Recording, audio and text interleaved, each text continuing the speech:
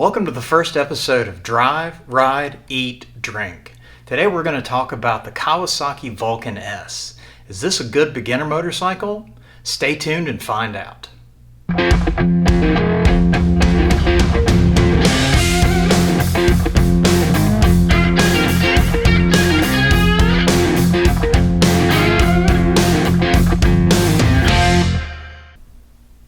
Hi, my name's Tom and welcome to Drive, Ride, Eat, and Drink.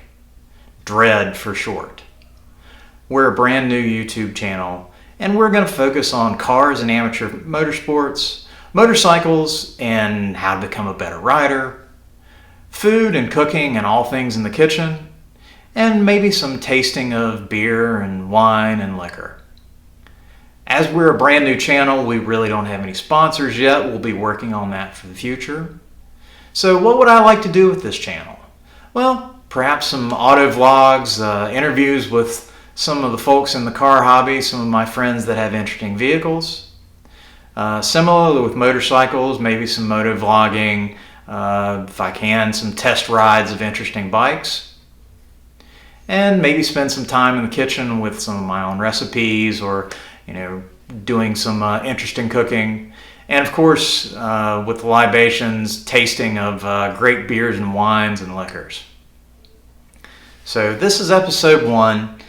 It's going to be a little bit unpolished, maybe a little bit cringeworthy, but stick with me. We'll get this a lot more polished and looking a lot better as we go on. So today is a ride episode, and that's going to be focusing on motorcycles. This will be a moto vlog on my personal motorcycle, a 2016 Kawasaki Vulcan S, and my thoughts on this bike as a beginner or a first motorcycle. So let's get to it. Some quick specs on the bike. It is a liquid-cooled double overhead cam 649cc parallel twin that Kawasaki's been using for a long time. Puts out about 61 horsepower at the crank, 46 foot-pounds of torque, has a 6-speed transmission, a low seat height of 27.8 inches, a long wheelbase of 62. Weight with fluids and ready to ride is 498 pounds. 0 to 60 in 4.2 and the quarter mile in 13.1 at 95.6. Let's do a quick walk around of the bike. This is my own personal bike. It's a 2016 Kawasaki Vulcan S. The blue is a 2016 only color. I really like the color, and when I was shopping I looked long and hard to find this bike. It's pretty close to stock, just made a couple of changes to fit me a little bit better. This is the Kawasaki Solo rack, and it's good for strapping down a small duffel bag for a weekend or an overnight trip. This is the Kawasaki Ergo Fit limited reach seat. This pushes me forward about 2 inches. Gives me a more upright riding position, a lot more comfortable for me. A tack form mobile phone holder. Nothing special, just does the job. I do plan to add a breakaway throttle lock / cruise control for those longer trips, and also looking at adding a Madstad windscreen for those same longer trips. So that's the bike. Let's go ahead and take a little ride. Hi folks. So it is time for a ride of my 2016 Kawasaki Vulcan S. So we'll get started here.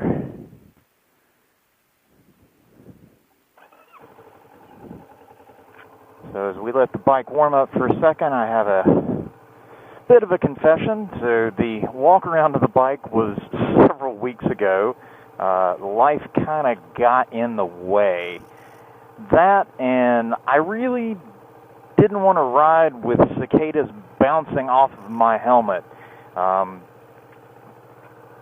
Here in Maryland in 2020 was the 17-year visit of our friends the cicadas, in that walk-around video, you could definitely hear them in the background. So it's a couple weeks later now, and the cicadas have pretty much died out at this point, so figured it would be a good day to take a short ride. Off we go. So as we exit the neighborhood here and get out into the real world, wanted to cover a couple of things on this ride today. First thing is a Kawasaki Vulcan S a good beginner bike? And the second thing is learning to ride in a fairly major metropolitan area, the advantages and disadvantages. So let's talk about the Vulcan S. The Vulcan S is a very approachable motorcycle for a bunch of different reasons. First of all, the ErgoFit stuff where you can make the bike fit you. You know, I'm a little guy. I'm about 5'5", and there's just some places, you know, some bikes I just don't fit. And this bike is very approachable, very low seat height, and a really relaxed riding position, and it has a pretty linear, easy to deal with power band. This is the old school technology Kawasaki 650 parallel twin. Kawasaki's made this motor for 10 plus years. It's been in the Versus, it's been in the Ninja 650, and it is tried and true. It is not the most spicy motor on the planet, and one thing that you will never get out of this motor, you know, sorry folks, if you're a 650 fan, but you will never get a good exhaust note out of this bike. This motor just doesn't do it. You know, I've listened to 1,000 YouTube videos of different exhausts, and sure, it's louder. You know, this bike's stock exhaust, so it's really, really quiet. And you can put an aftermarket exhaust if you want some more volume, but if you're looking for a quality tone, if you're looking for, you know, something like a Triumph Triple, or you're looking for a rumble from a V-twin Harley or Indian, you're not going to find a sexy exhaust note with this bike. That's just one of those things that if you own this bike, it's part of life. You accept it and you move on and you enjoy this bike for what it does well. What does it do well? So, as I lug here, what does it do well? Power band is easy to deal with. Since this is essentially a sport bike motor, it wants revs. So if you're just kind of puttering around and enjoying the back roads, this is a bike that is just fine with doing that. It doesn't have that leap. It doesn't have that torque like a bigger displacement motor. It doesn't have that V-twin kind of torque. But once you get it up in the revs, it will more than get out of its own way.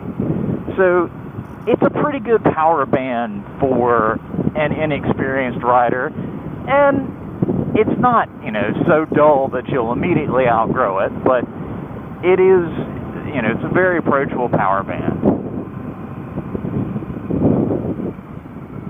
What does this bike do well? It does handling very well. For a cruiser class bike, it is pretty light. It is around 500 pounds wet, and that is not too shabby. There are certainly some bikes that are in this class that are a little bit lighter, but all in all, this is a bike that most anyone can get on and not really feel overwhelmed with the weight and the girth. And it's pretty flickable for a cruiser. I mean, the frame on this thing is essentially a sport bike frame that has been squashed and leaned back, for a cruiser type riding position. So as we get here to the stop sign, we'll give it a little more juice here. This is a little more open road.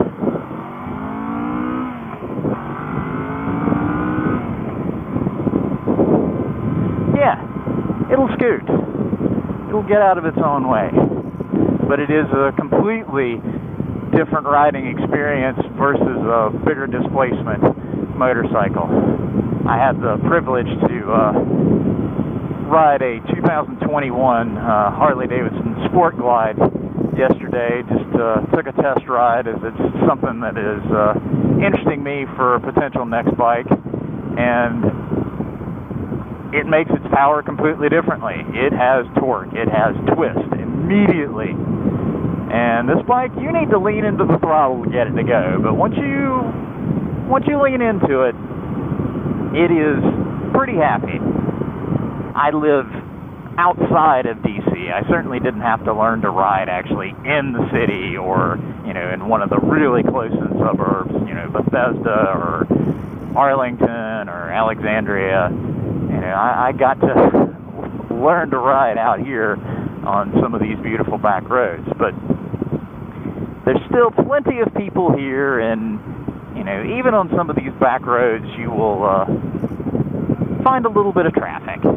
And I think finding a mix of populated roads and back roads is something that every rider needs to experience, because you've got to be able to navigate traffic. You've got to be able to navigate the highway with lots of other people, because eventually, as you hone your craft of motorcycling, you're going to want to go more places and do more things, and that's going to require you to ride in the city. That's going to require you to ride on the interstate with lots of other people. And you've just got to get there. Ride your own ride and get there when you can get there, but set a goal and say, okay, I want to work up to it. I'm not comfortable with riding in traffic. I'm not comfortable with riding on the highway yet, but I'm going to get there. And do things as small as just getting on the interstate for like one exit. Get up to speed, get the feeling of what it feels like, and then get off, get comfortable.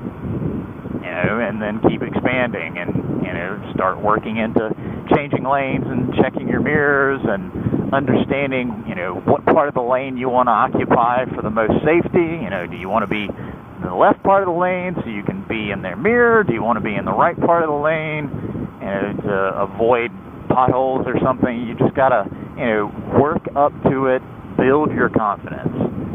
I watch a lot of YouTube videos on motorcycling. I really, trying to take this seriously, as it's dangerous. It just is. The one thing that you have to do is you have to assume that the folks in cars, the folks in the cages, don't see you. They don't see you. If they do, that's great. But that should be your assumption, always, that they don't see you. So everything that you do, everything that you anticipate, all of your planning is under the assumption the guy in the car in front of you, the guy in the car behind you, isn't really paying all that much attention. So on that note, thanks for riding along with me. I hope to do more of these, and if you have topics that you'd like to hear my thoughts on, or have me research, or anything that you want to hear from me as a relatively inexperienced rider, I would be happy to do it for you. Well, we made it through episode 1 of Drive, Ride, Eat, and Drink, also known as DREAD. I hope you enjoyed it. If you like what I'm doing here, click the subscribe button, and don't forget to click like or comment on the video. I'd like to finish up the first episode of Dread with a shout out to Chris at Kingpin Machine.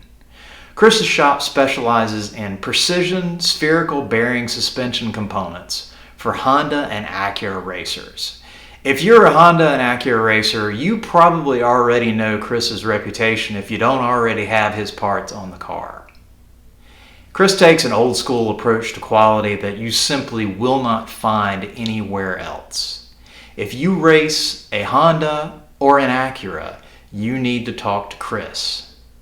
You can find Chris on the web at www.kingpinmachine.com, or you can find him on Instagram at Kingpin Machine. So again, thanks for joining me, and just leaving you with one additional thought. Be good to each other.